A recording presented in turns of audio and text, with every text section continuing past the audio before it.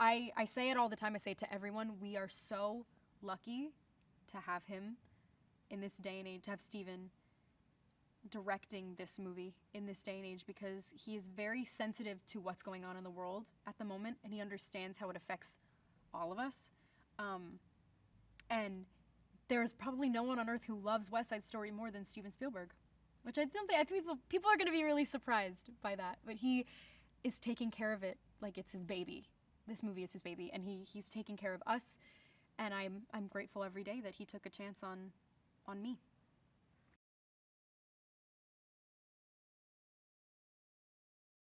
It takes place in 1957 Manhattan, the West Side, and there's a really big transitional period for San Juan Hill, especially, which is where all the Puerto Ricans live in 1950s.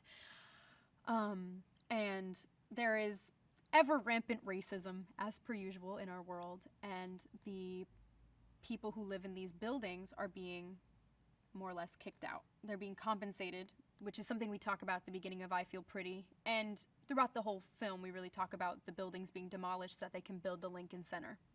So it takes place in that's the climate of New York, is there's white versus Puerto Rican, a lot of fighting, and people being kicked out of their homes to build a brand new place for white people, really.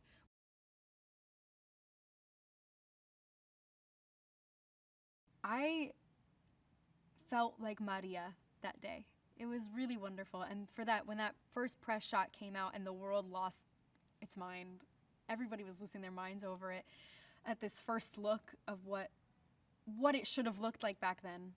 Of like the sharks are a rainbow of the Latino community. We have Afro-Latinos, we have light-skinned Latinos, we have Latinos from Puerto Rico. It's amazing. It's what it should have looked like. It's what it should always be. And I'm really glad that it was touched upon when that first picture came out. It was really significant in what we all look like and what we're all doing here.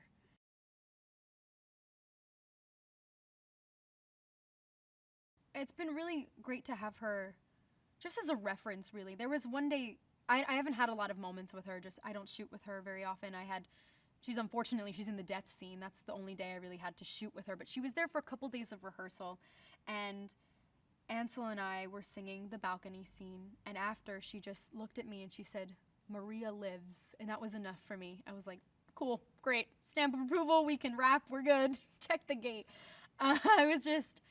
She's very inspiring, and she's also one of the only role models a lot of us had growing up as a Latina in the industry, and she's one of the most notable. So for her to be so legendary and to give her time to us, and she's also one of our producers, which we wouldn't be here without her.